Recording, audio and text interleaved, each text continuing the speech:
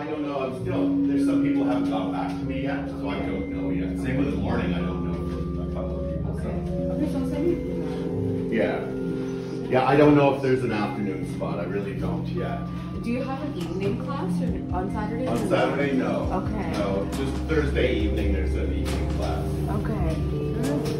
Thank you. Is that an option? For evening? Yeah. I think I could be able to do evening. Okay, well that's up to you. So yeah, there's some spots on Thursday evening, so you got some time to think about it. Hello, how you doing? Thank you for the chair. Well, each of the colors go. Let's start with your lightest one, your B2, okay? And you're gonna put it where you can see it. So it's this one, isn't it? So when you load up your brush, this is how it's done. You take the two flat sides and you load the two flat sides, see that? So now you have a skinny brush and you have a wide brush too. That allows you to paint little shapes, right? And then to paint bigger shapes with it. Anyway, so this color is gonna go here and probably in that section there, okay? Okay, thank you. For now. And then we'll go ahead and paint that.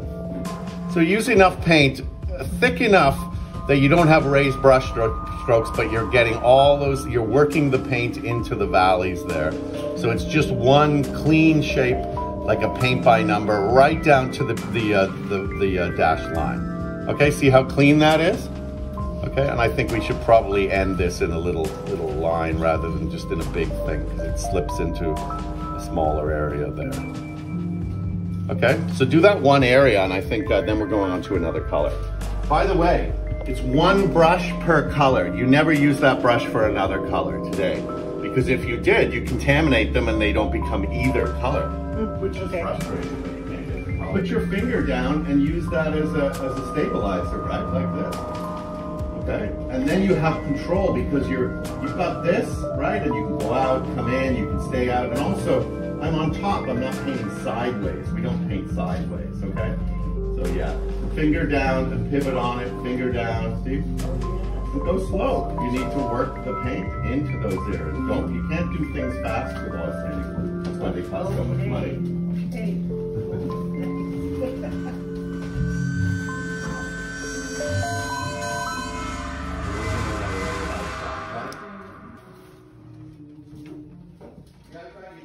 Okay, perfect, thank you.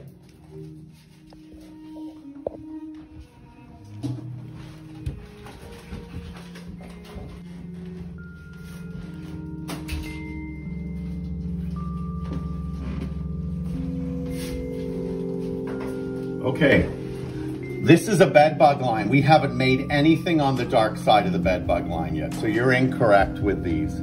They're all wrong. We haven't made anything that dark yet. That is not the same as that.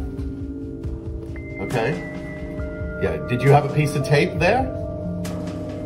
You know, you haven't made that one. You've only made this one, which is this one. This is the next dark one up here. So these are too light, they have to come off. What's great about oil paint is you can take it off. It takes a while to dry, so you've got time, right? So we just take these things and we're gonna take it off. Okay, take it off. Take all those off that are below this section here because that's the bed bug line. None of these should be that light. Okay? You're not squinting enough. Stand back 6 feet. Stand back 6 feet. Over here. Over here. Squint.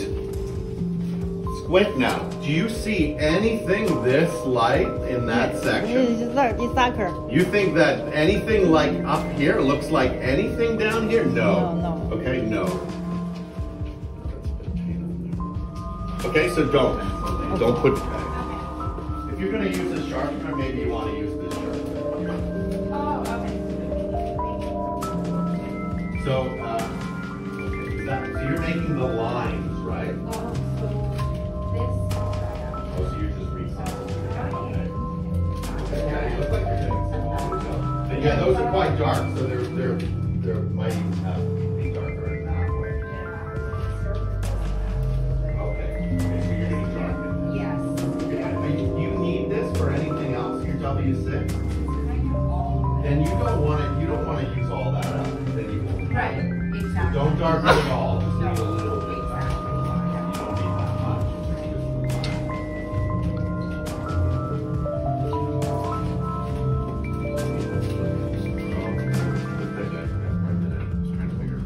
Okay, yeah, just guess at it and go with the one that's closest. That's the way to do it. And what's more important than anything is value. Like, you're not too light or too dark. You should sit in there. So that means when you squint, the palette knife disappears.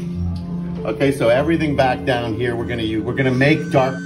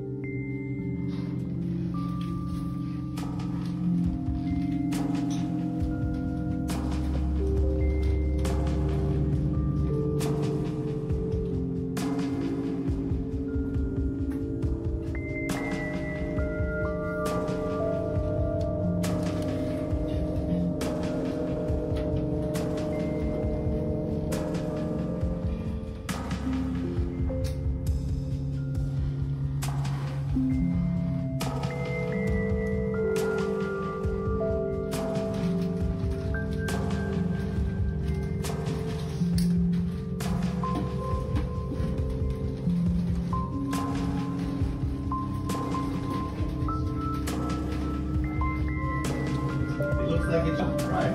So we want the other one that's even more blue. I think I'm done. Done? Okay. I think so. You got some dots over here, see? See the brown dots? So you need to fill that in a little bit more. And over here I can see dots. See the dots? Now, if you're having a hard time seeing them, which sometimes it happens, look at it with the magnifying glass.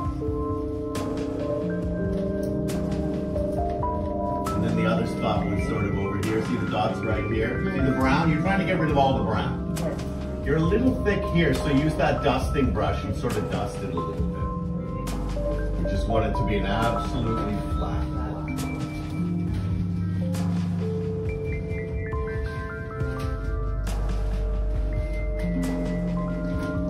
See how you've left a little bit of brown there, the background? Paint the color right up to the other color. Don't leave any spaces just in those few spots there, okay? Bring the color so that they touch the next color. If you want, you can take a little bit of the green, add a bit of black to it so you're even darker, so the contrast is stronger. But be careful with those, right? You don't want to put them everywhere, but sure, you can put a little bit. So why don't you take a quarter of that, add some black to it, make a nice dark one, and maybe you could even throw those in things that are really dark. Using okay, so if you have one that's close, like this close, I feel like either darken this or light. Okay, so what you want to do is probably have more of this. So take a third of that, put it here, add a little bit of the Wi-Fi to it, make it. So what we do is to isolate color. Why do we use them? We use them to get rid of color so it doesn't infect the color we're trying to make. So the problem with most people is when they look at a color, they guess at it. And then they make it, and they're wrong 90% of the time. So the problem with guessing is you're relying on intuition, and there really isn't any intuition in naturalistic painting. You have to have command of your optical illusions. So here's a dominantly red image. Here's a dominantly green image. There's an arrow pointing to that square, an arrow pointing to that square. If you were going to use your powers of observation and just guess at it, you would make that a kind of greenish blue, not really green, not really blue, but it's greenish blue compared to that one. And you would make that a kind of red, and you would be completely wrong. Because when we isolate the color with the same color cardstock and the same size window, we can see that they're virtually the same color. One's a little darker than the other. They're both just a warm gray. As soon as I remove this goes back to being red, this goes back to being green. So you can't match color unless you isolate it from its environment, okay? Keep that in mind, never trust color. You've heard me say in here probably that color is a compulsive liar. It is a liar. We don't trust it. These are truth detectors for color. So we need to know what's really going on. We're gonna start with one skin color. We usually make one skin color we can make most of the other skin colors out of. By the way, there are two main versions of this. There's a light and a dark. The dark is for anything on the dark side of the bedbug line, which if you remember is the solid line. Anything on the light side of the solid line is, you're going to use a light one of these. The white side is used for things that are white to see whether they're white or you know what color it is. But most of the time we use the gray, the light gray side. So if we wanted to know what color that was, you know, there we would isolate it like that. And what you do is you use the biggest window you can, but if you see more than one color, you go smaller and smaller until you see the one color you're trying to make. We are going to make the Rembrandt triangle, so we're going to make that. We would never use the white for anything on the darks, you wouldn't see color, but we use the dark one for that. So if we use the black side of the dark one, we can actually see color in it. Now you can see blue in there, can't you? See the blue, the bluish violet? When I remove it, it just looks like black. So the idea is to use a cardstock that matches the value of what you're sampling, okay? So if it's in the darks, but not as dark as black, you would use this side. So if we wanted this, we would go, you know, there's the color we want for that, okay? That's how we work. You are going to make this color right here, which is your Rembrandt triangle. First, actually, yeah, we'll make that first and then we're going to adjust it. When you, once you've isolated the color, you don't want it to move on you. So now you tape it down so it doesn't move while you're looking for the color. Take some tape, detack the tape with the oils from your fingers so it doesn't rip the photo emulsion off the image. And then you're looking for your color. So how do you look for your color? You go to our full chart set. This is the full chart set. There's one at this table and there's one at that table over there. Two color matching stations, really. You grab the full set. That's the one that has the ring binder on it. These are duplicates of what's in here. So once you find the color, you pull one of those out and bring it over to where you're working.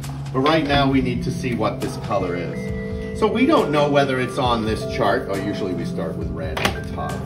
We can look at this and look at the color. Do you think this color is on this chart? No, you can see it's not orange enough. What about this one? Well, how can we tell? We take the same cardstock and the same size window and we put them on like this. Do you think it's on this chart? No. Now we have something. See what we have here? Oh, and by the way, these aren't just little squares. We also have all the colors between the squares. This is a field of color with snapshots. So, you know, this might be too light. But when we look at this, we can see that probably it would be down here a little bit. So that's an option. It might be, but that looks too gray. No, too gray and light, yeah. So what we're gonna do, we're gonna look at the name of the chart. It's called Orange. Pull up the orange chart. They're written on the back. That's it. Okay? You don't do anything with it. You just throw it here and now you go through the rest of the charts. You don't marry the first person you meet just because you met them first. Maybe you'll marry the second person. So now you go through and you go, no, not too green, not on that chart. And then we go here and we go, could it be on this chart? Is it a possibility or no? Maybe. Even if it's a maybe, you grab it, grab yellow, orange, pull it up. And then we go yellow, orange. You got it? Yeah. Okay, yellow, orange, yeah, that goes here. And what we do now is we go through the rest of them and you can see that each chart has a color, right? So each chart is organized according to the 3 characteristics of color. There are 3 characteristics. The first one is color. Each chart is the color. So we've already sort of determined which color it is, right? That or that one there. And then on each chart, it's organized according to the second characteristic of color, which is value, lightness and darkness. So this entire chart is yellow-orange, light yellow-orange, darker yellow-orange, even darker yellow-orange, really dark yellow-orange, and black yellow-oranges. So it's organized according to value. And by the way, left and right, as opposed to up and down, it's organized according to the third characteristic of color, which is chroma, or saturation. On the back of each chart, it has a recipe and it tells you how to make that, or that, or that, or that, or that. It doesn't tell you how to make anything else on the chart. Because whenever we're making a color, it doesn't matter where it is, we always make the first color on the row we're working with, and then we move across, okay? If you photograph this chart with black and white film, they would all look like this up here. They would all look like this. The top row is all at 1.5 gray. The second one down is a number 3 gray, then 5, 7, 9 charts we think it's closest to. We bring them both over here under our 5000K outdoor white light. And you're gonna put these as close as you possibly can. And we're gonna pick the one that we think is closest. That means you have to have 2 cardstocks, one for the color you're matching over here, and one for the color you think it might be over here. And now that we look at it, what do you think? Like, which one is it? It's definitely not as saturated as that. So then we move here. Now that looks a little, maybe that's probably the closest. And look, someone's already, then we take a little piece of tape and we put it on the one we think it is. And what about this one? You think it's on this one? No, because if we go down, we get kind of like that. And if we go over here, it starts going a bit green, doesn't it? That's because our grays and all blacks are blue. So all these are right here are actually blues. And what happens when you add blue to yellow? Green. And the more blue you add, the greener it becomes. This chart is great because it gets all the green that's in our skin. We have a lot of green in our skin, and this is where they sit on our chart.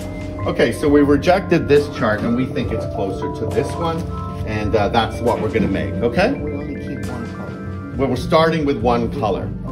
You're not keeping one color, you're starting making this color. Okay. On the back of the chart now, it tells you how to make this color. You have to make this first, and then we add the gray to it to move it over. By the way, that gray we're all tubed. We have tubes of grays. We just add the tube of gray. So what we do is we add gray of the same value to the color to kill the color, to take the color out of it. The impressionists sometimes would add the opposite color on the color wheel to do that. So they would add violet to yellow to make it less yellow, but they lose control over value. For us, we have absolute control over chroma, value, and color independently of each other, which is what we want. So for you, you're on the number 3 value row out of a 9 value grid. So you need cadmium orange hue and you need warm white. You come over to the paint cabinet, they're color coded on the left. So if you're looking for orange, you can find and then you can read on there what it is. You need cadmium orange hue. And you need something called warm white. In the top drawer are whites, blacks, grays, warm white. And our warm white is a tube color that we make, and it has a W written on it. See, it has a W on that, but we're gonna need more. Somebody have the warm white too? Could you bring it in here? We need it. You take what you need and bring it in. Excuse me, why this is gray? Why you use gray? Well, imagine if it was colored.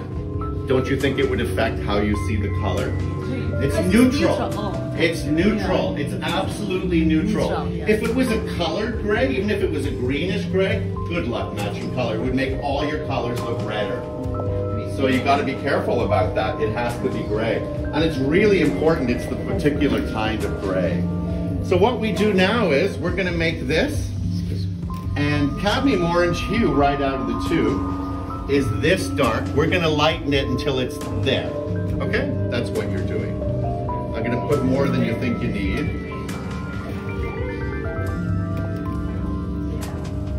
Okay? And we put the lid back on it. This goes over here. You are going to add warm white to that until it's as light as that second one. Okay? That's what it's gonna look like. You never put the color on top of the other one. It contaminates the tube. Put it nearby. And then you use your palette knife to mix. Always start with a couple of peppercorns. I use peppercorns as a term a lot. There's 3 peppercorns here. That's how much paint we're adding to begin with. Why? Because we don't know how much this is going to affect that yet. So you're doing a little test. So you'll add that. And this is how you mix. You use the tip of the knife. See the tip? Squish, squish, squish. Pull it back in from all sides of the earth. Flip it. Squish it again with the tip of the knife, and then you can check it against the color. So you can put this, you can hold it and go, okay, well, maybe it's a little lighter, but I need it to go there. Grab a little bit more. You can be a little bit more courageous, mix it up, okay? If you go too far, you're gonna add orange. Try and match that exactly, okay? And that means holding it over there, that the palette knife disappears. Okay. All right? Cool. There you go.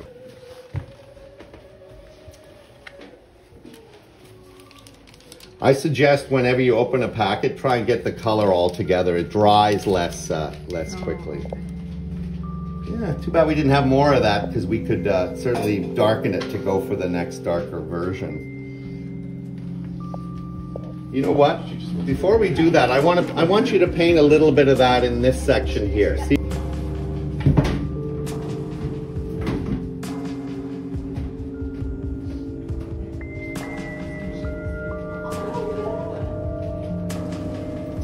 Now I am going to give you the recipe and the list of all the colors we use. Outside. Okay, and then we just don't want any tape going around the front, all right? And so don't have any tape go around the front at all. You're going to run tape all the way down this edge and all the way down the other edge, okay? Okay, let's put it over here. This isn't very centered, is it? Yeah, can you center that? Just make it perfectly centered so there's equal space on both sides. Equal space on the top and the bottom. You take this long piece off, just use the big tape. Okay, center it and then tape it all the way around. We don't want to get damaged. How's it go?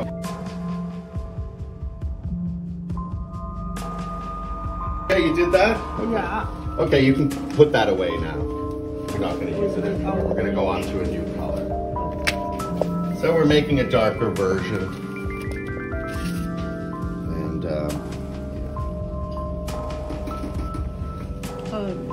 yeah, it's this one. Yeah. It's pretty dark. It's even darker than that, so it's a little bit down here. Okay, put this back up on your easel, slide it behind your painting, and you can start on your color here.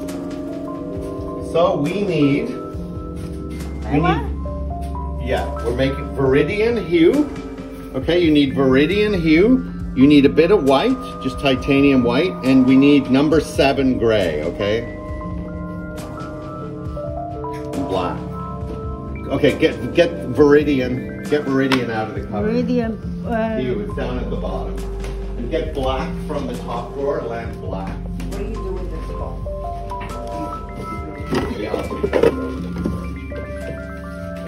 You still need more warm white? I do. I'm just gonna check it. Yes, please. Viridian. Viridian blue. No, green, yeah, that's it. Viridian hue. Oh, A little bit more. and the black. Oh, you're pretty close. Lamp black. More. Okay, put a tiny bit, just a couple of peppercorns. just a tiny. Black? Lamp Yeah, black. lamp black, that's the only black we use in here. There are a variety of blacks you can use. They will change your color if you start switching them around. Viridian. Because it will. Okay, so first of all, we're making a gray that's darker than this one here. Can you grab number 7 gray from the top drawer? It'll have a 7 written on it. Number 7 green. Yeah, so that happens when you add too much gray. So you need a little bit more yellow in there. I would go maybe a bit of yellow ochre in it. A bit of that in it. This is yellow, right?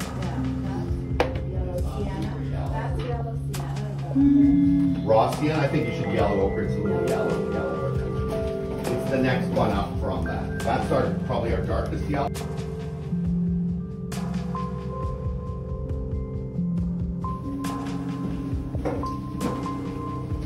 So you're going to add black to this until it's as dark as this. See how light it is right now? Yeah. So you're going to add black to it until it matches that. Okay? Here's your black. So black is very powerful. Just start with a little bit, mix it up. Check it every now and again. Still too light, add some more. Okay, make it the same. There you go. And we'll use the Viridian after that. Okay, keep going. You can see, right, that it's too light, right? Yeah. Okay, so go darker. Keep going with the black. Viridian. We're just gonna add a little tiny bit of white to it to make it a little bit lighter than black. Because this, photographed with black and white film, is actually black. Okay? That's how dark it is. But we're gonna add some white to that. Grab titanium white and add 3 peppercorns of titanium white to that green we just put down the Viridian. It's the white. Yeah, it's the one with the white. Yes, it's this. And we need a rag. You got a rag? I need a spoon for the white. Okay, you're gonna add 3 peppercorns of white to that. Just 3, not very much. Okay. Just like this, okay? Mix that up completely. And then we're gonna add a bit of this to this. So what I suggest is we just add what's on the knife right now. So let's put this over here. Mix that in there and we'll see how it looks. Mix it all up. Oh, all of No, them? use the knife. What's on the knife? Mix it with that. Don't touch this. Mix this into this. Oh, okay. Make it one color. I think I still need more. Okay, now remember our boss? Less of that. Okay, let's keep going with the green. It's not green, is it? We're still gray. No, yeah. So let's add this until it looks closer, okay? Add it every now and again. You check it. No, it's still not green enough. Let's Okay. add a little bit more, okay? Sure. But try not to overshoot it.